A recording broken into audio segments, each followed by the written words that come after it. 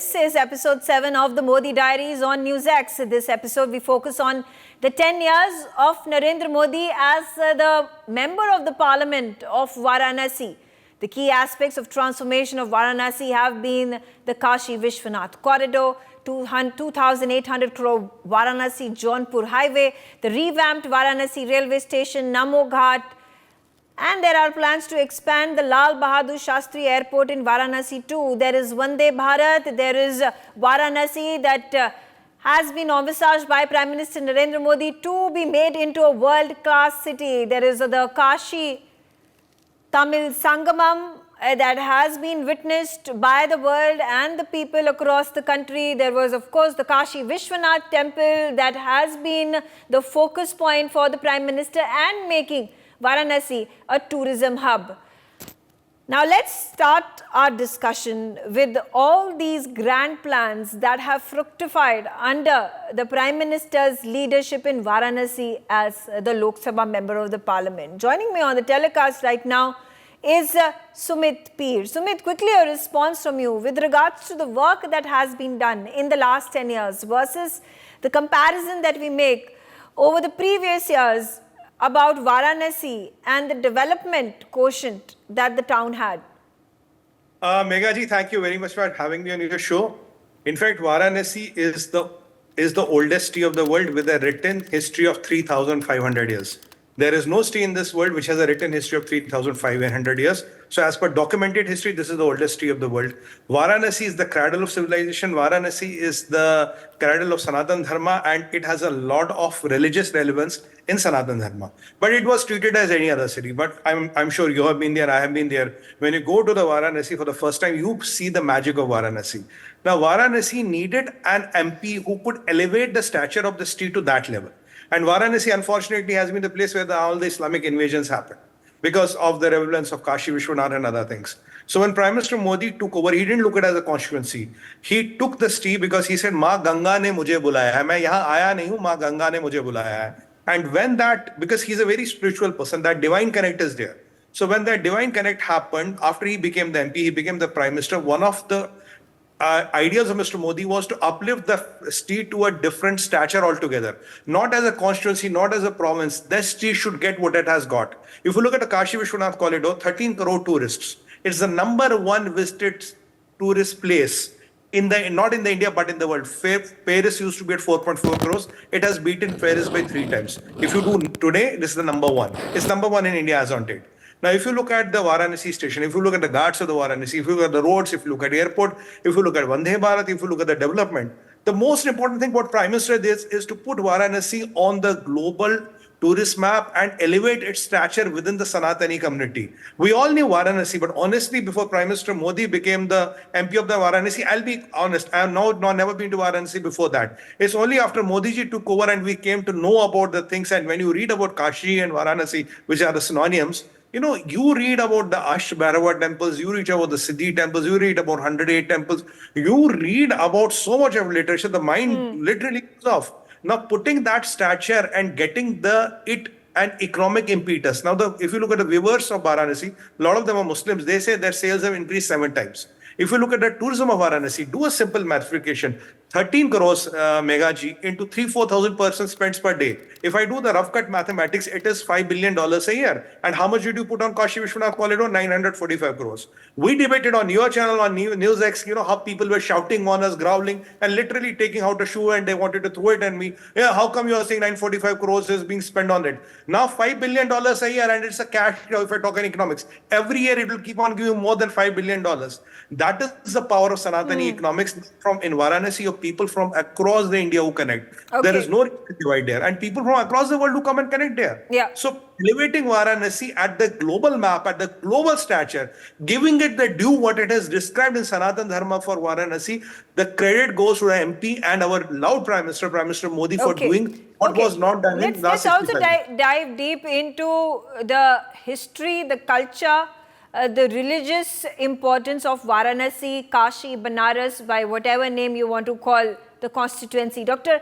Vinay Kumar from the Department of Ancient Indian History, Culture and Archaeology at the Banaras Hindu University joining me on the telecast. And Dr. Kumar, people from across the globe have visited Banaras because of the spiritual connect that they feel with the city. In terms of how the projection of Varanasi that needed to be made for it to become a global tourist hub, because you already had people attracted to it even before development happened in Varanasi. But how fascinating and convenient it would be if Varanasi were to be converted into a city that allowed for easy connectivity, easy access by way of roads, by way of trains, by way of airports. And that's exactly what has been done in the span of these 10 years to Banaras. Rahul, the same question to you while I get to Dr. Vinay Kumar Patched. Just one submission. I totally agree with my elder senior brother, Sumit Virji, who beautifully articulated what was happening. There is only one point of difference with him. I don't think the credit goes to Modi ji. The credit goes to Ma Ganga for calling the right son after a long time.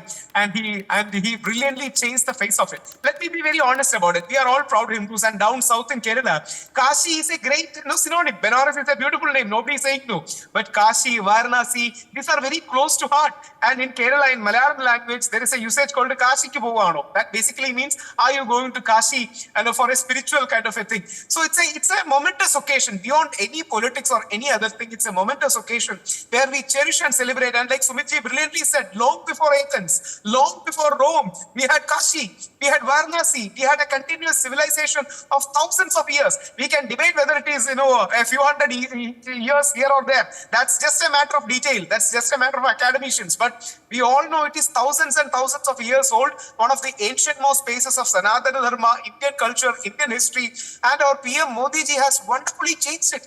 That's the right thing. And I think, the best person who articulated it was PM Modi ji itself. He said, he didn't choose, rather he was chosen. That's the right thing. He was chosen. And unlike Sumitji, I had a very misfortune to go to, with due respect to Kashi, say 15 years ago for a shooting. And I was, to be honest, pained by what I saw.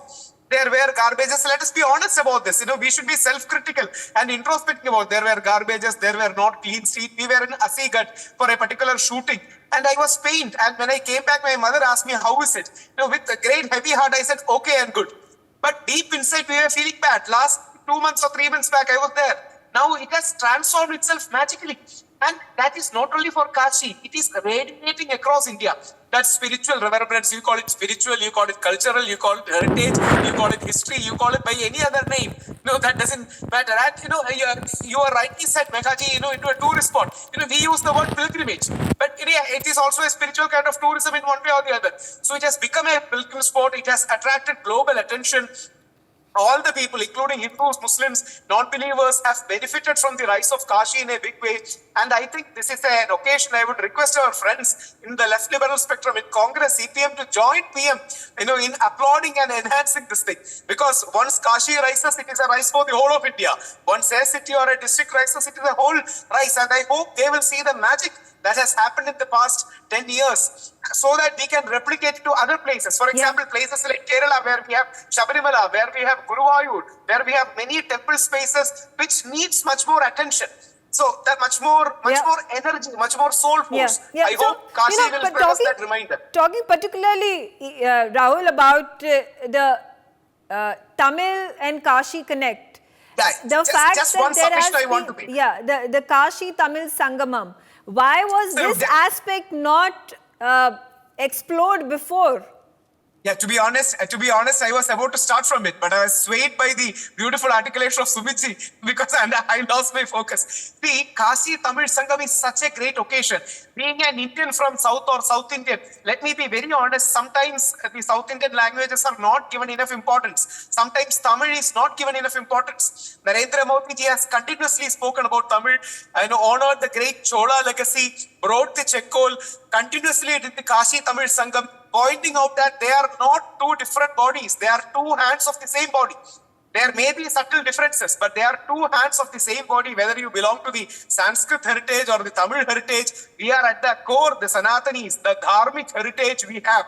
And Narendra Modi ji beautifully blended it. And let me just point out one more thing. It was a Narendra earlier, nearly 120 years back, in the form of Swami Vivekananda, who beautifully blended it. Because whenever Vivekananda Swami in his collected speeches come to the then Madras or the present day Chennai, he used to speak about this synergy.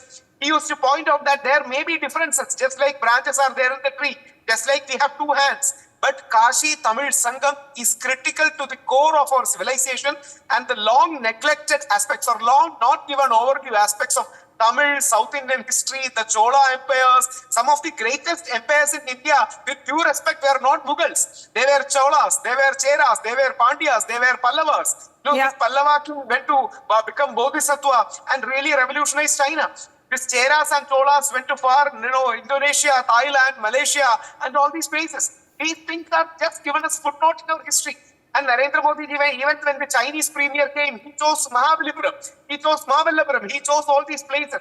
So somebody needs to be a champion of all this. Somebody needs to strongly advocate all this. We can do it on a TV channel, courtesy people like you are who are conscious of our culture. But Narendra Modi championed it worldwide. And as a matter of being an Indian, I'm super proud of what he has done beyond politics. Okay. Absolutely right. Dr. Vinay Kumar is back on the telecast with me. I hope he can hear us. And Dr. Vinay Kumar, talking about the history and the culture that Kashi encapsulates, if you could shed more light of how Kashi got to be known as the spiritual capital of the country.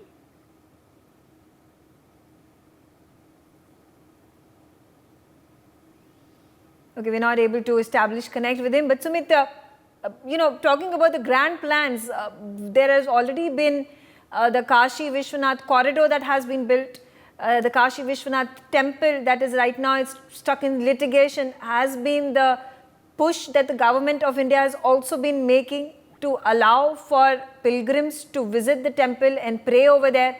When we talk about the tourism hub that Kashi needs to become, it is already been distinguished with that status. So what next for Kashi this time around? I think, Megha ji, when you talk of Kashi, we don't have to limit our vision to Sri Kashi Vishwanath Ji temple, because there's around 1,000 temples. Some people say 108, some people say around more than 1,008, or some temples are chote bade mandir milake in Kashi. What we have to, even when the corridor was done, inside the homes there are temples, because people build a house around them so to protect them from the invaders. Now what we have to do, that Kashi is the only place, if you go by Sanatan Dharma, where you go, you can attain moksha. 100% guaranteed moksha can be attained from Kashi. You go, you charge yourself. You go to say Kal Bhairav temple, he relieves you of your all the sins. So Kashi has the relevance which is of no other place. It is just unparalleled what we see in Kashi. And if you go as per as per what we have been told, if you go to Manikarnika Ghat, the same. If you see the pyres are like 24/7. The fire is the same fire. The fire which is lit today is the same which was used to lit Bhagwan Shri Ram's fire.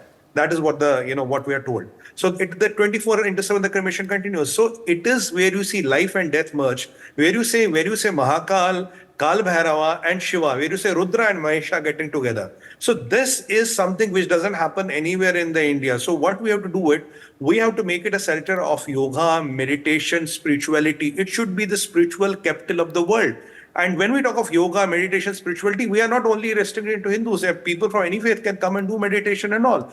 We should make it that place wherein people don't have a way in life, wherein people say, I don't know what to do next. Why I'm doing this? I don't have answers to this. Come to Kashi. Come to Kashi, live in Kashi for a few months, go back, you will get your way. I mean, like what we have seen in, Neem Karoli Baba's ashram in Kanchidham. If you talk of Zuckerberg, if you talk of Steve Jobs, if you talk of these biggies of the IT world, they came there, they spent a few months, and then they went back and they had the way what they needed to do. That is the power of Kashi. As per the our belief system, if we go to Kashi Meghaji and if we spend some days there, our body automatically gets charged. It is the only place where even you don't have a Kundalini Jagran. It's not Jagrit and all. You can still connect. This is the only place on planet Earth you can still connect to Mahadev and connect to the God for the sake of a better word. So these things need to be highlighted. Yoga, Adhyatma, spirituality, Sanatan Dharma, good living, Dharma Karma, Adhyatam, Yoga, Yog Vidyalayas, Guru Shalas, Gaushalas, and beyond that, the grandeur of Sanatan Dharma. And if somebody wants to understand what is Mahadev, what is Devadev Mahadev, there should be no second thought. You should end up in Kashi, start from there, then explore whole of India. Because if you get a hang of Kashi, if you understand what is Kashi, honestly, my first experience in Kashi was, it is simply magic. It's something which happens to your heart and mind. There's something which takes you away.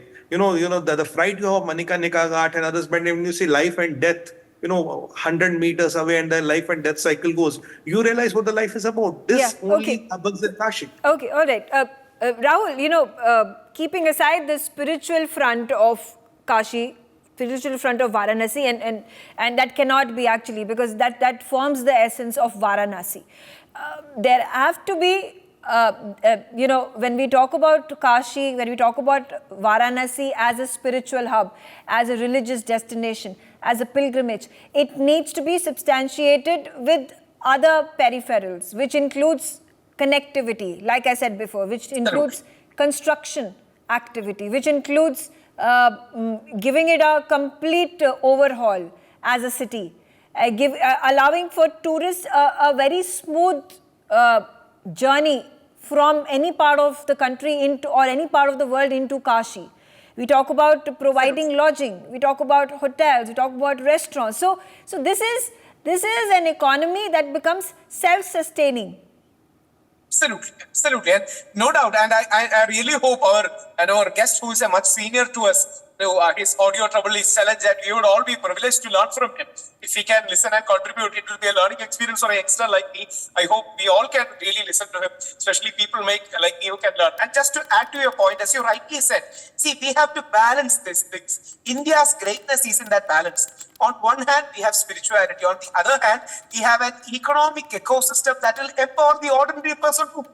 That ordinary person should also get footfall. That ordinary person should also get business. That ordinary person's livelihood should also be enhanced. This is the holistic vision that we have given to the world in a positive way. That you need not sacrifice any of the other things for achieving that spiritual aspect. And this can be a holistic development. And our places can be a great example of that. When pilgrims comes, as Sumitji rightly said, when crores of pilgrims comes, the entire ecosystem emerges. The flight will come, better trains will come, connectivity will be there, bus will be there, new mobile towers will come, new hotels will be there, new places of stay should be there. So the entire place get enriched.